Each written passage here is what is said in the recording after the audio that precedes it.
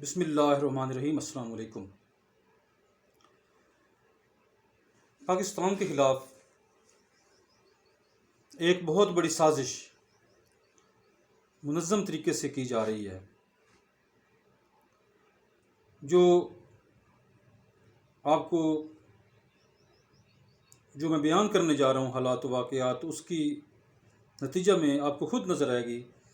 کہ یہ سوچی سمجھی سکیم ہے جس کے تحت پاکستان کو ایک سازش سے دوچار کرنے کی کوشش کی جا رہی ہے۔ دیکھیں،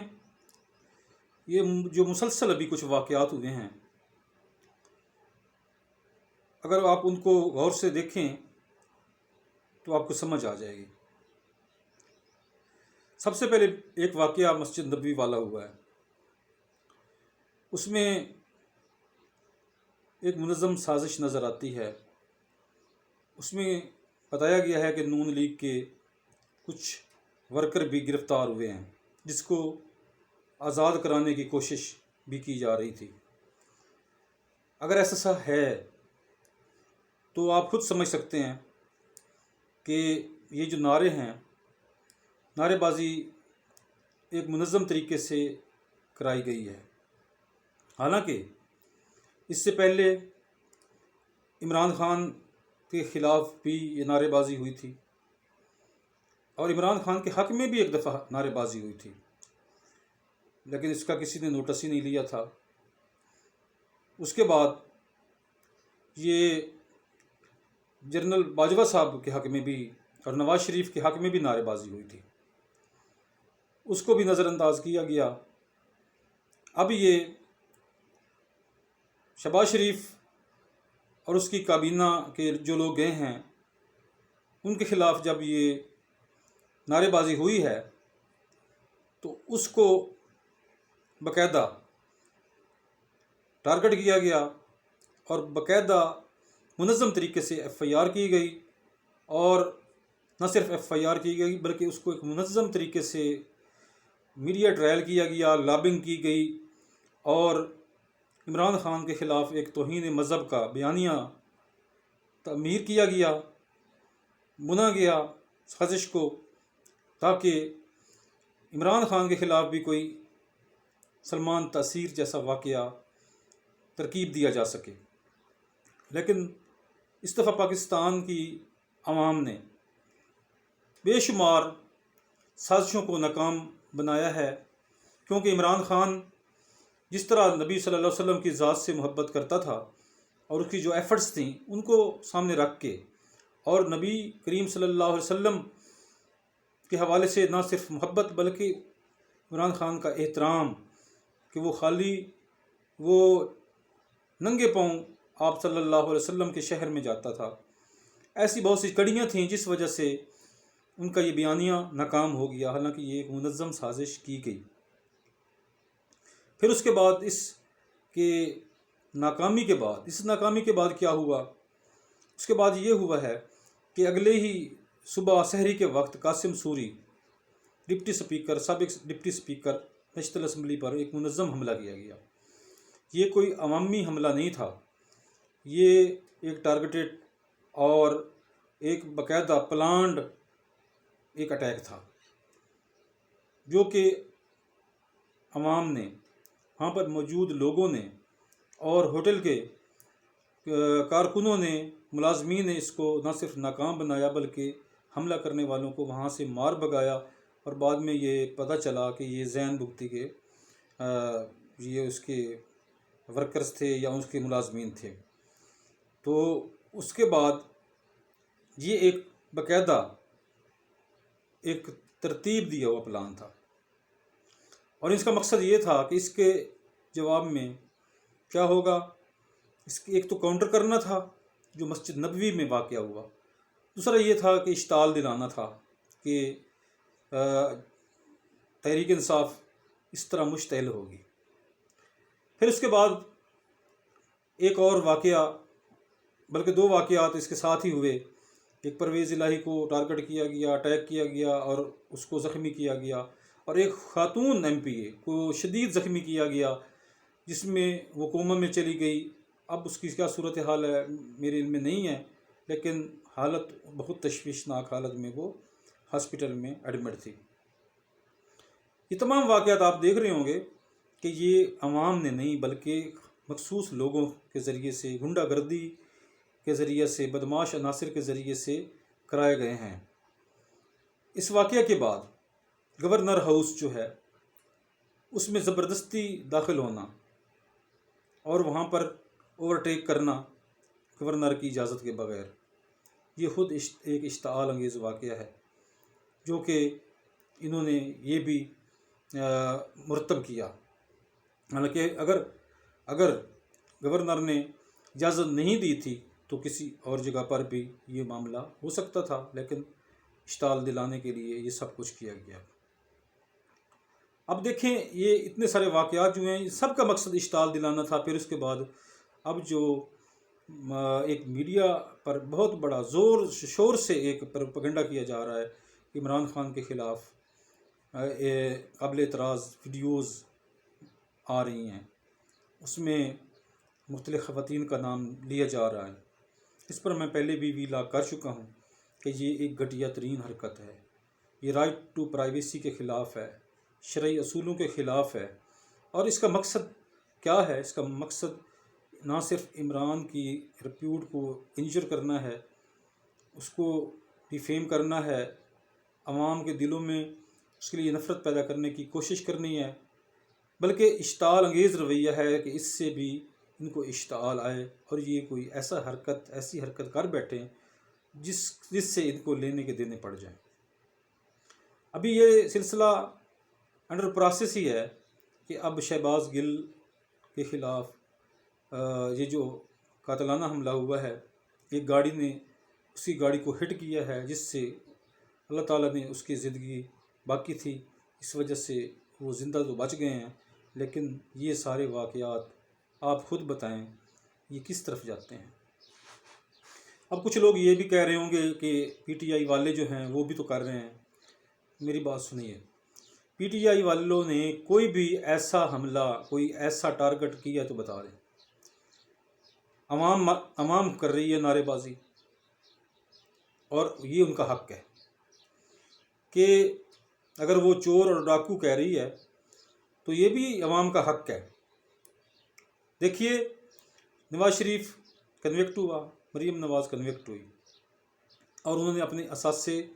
اور اثاثوں کی جو تخمینہ ہے، آمدن ہے، ذرائع ہیں، کچھ نہیں بتایا، وہ تو ڈکلیئر ہو چکے ہیں۔ اگر کوئی کہے کہ یہ ان کو کہتے ہیں تو بالکل کہتے ہیں، عوام کہے گی، جب تک کہ یہ اس ایویڈنس کو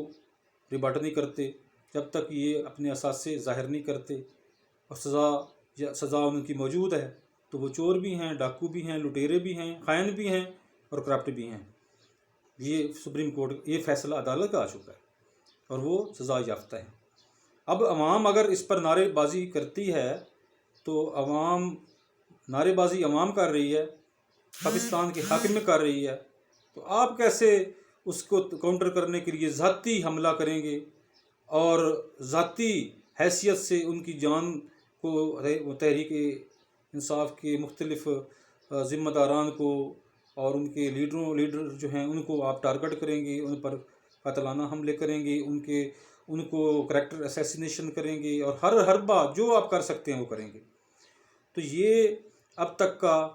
آپ ایک سیریز ہے جس میں آپ دیکھ رہے ہیں کہ یہ مسلسل حملے جو کیے جا رہے ہیں، صرف اس لیے کیے جا رہے ہیں کہ عمران خان اور یہ تحریک انصاف ایک غصے میں آئے اور غصے میں آ کر ریٹیلیٹ کرے اور کوئی ایسا سٹیپ لے جو غیر قانونی ہو، غیر شرعی ہو، اور کوئی ایسا نقصان کر بیٹھے جس کے نتیجے میں یہ لوگ جو ہے ان کو موقع مل جائے ان کے خلاف، عمران خان کے خلاف، اس کی جماعت کے خلاف کوئی نہ کوئی قدم اٹھانے کے لیے۔ اب یہ ایک طرف صورتحال ہے۔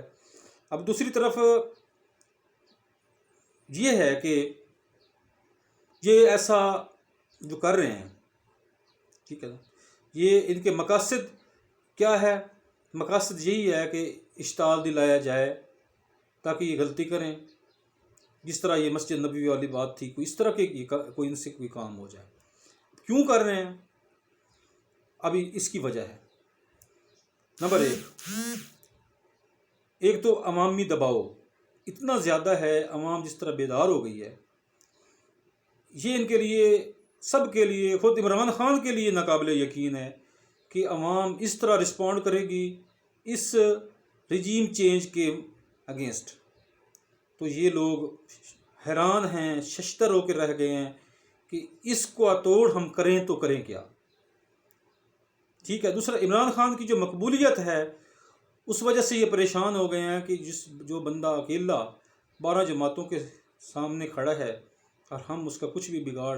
بگاڑنے کے قابل نہیں ہیں، عوام اس کے ساتھ اتنی بڑی تعداد میں کھڑی ہے،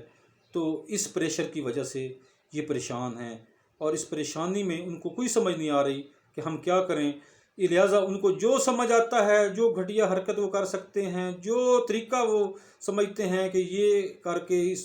یہ کر لیں، وہ کر لیں، جو ان کی عقل میں سمجھ میں آ رہا ہے، کوئی صحیح بتا رہا ہے، غلط بتا رہا ہے، یہ کرتے جا رہے ہیں تاکہ عمران خان کو ہم کسی طرح، اس کے کریکٹر کو، اس کی جماعت کو کسی طریقے سے کوئی ڈیمیج پہنچا سکیں۔ لہٰذا ایک چیز یہ ہے۔ اچھا، تیسری چیز یہ ہے کہ ایک عمران خان کے خلاف ایک حسد بھی ہے اسی مقبولیت کے نتیجے میں۔ اور اگلی بات جو سب سے اہم ہے وہ یہ ہے کہ مرتا کیا نہ کرتا۔ ان کو پتہ ہے کہ جس طرح عوام کا ایک ریلا عمران خان کے ساتھ کھڑا ہے، اب کیا ہوگا اس پریشر میں کہیں ادارے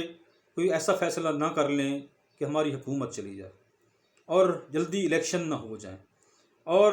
عمران خان کی شرائط جو ہے کہیں وہ مان نہ لی جائیں۔ اگر عمران خان کی شرائط مان لی گئی تو پھر کیا ہوگا، بہت بڑے مارجن سے، 2/3 سے بھی زیادہ میجورٹی سے عمران خان اس صورت میں جیت سکتا ہے۔ اگر عمران خان جیت گیا، الیکشن جلدی ہو گئے،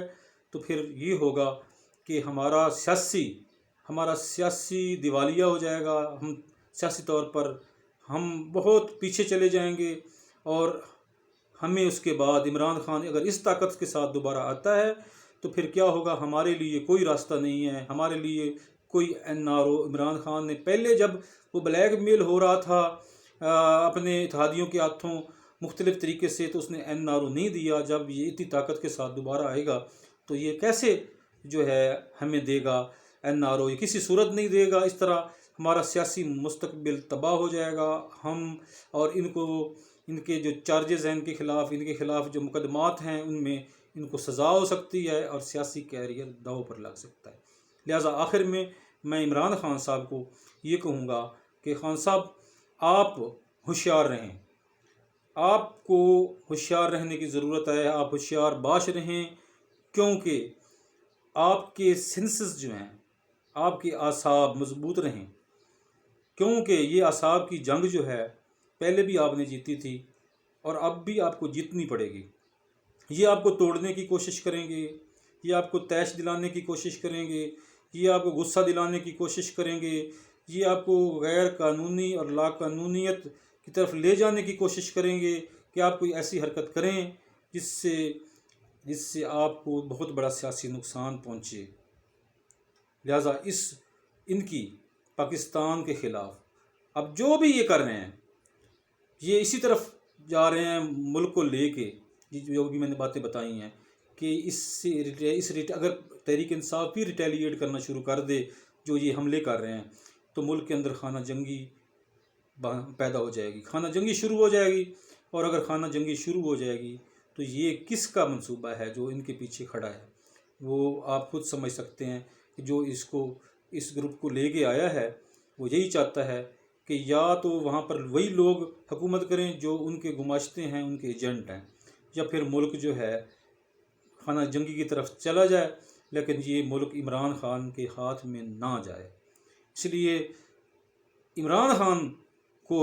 حکومت سے دور رکھنے کے لیے یہ سب کچھ کیا جا رہا ہے۔ اس لیے عمران خان صاحب، آپ ہوشیار رہیں۔ اللہ تعالی ہمارا حامی و ناصر ہو۔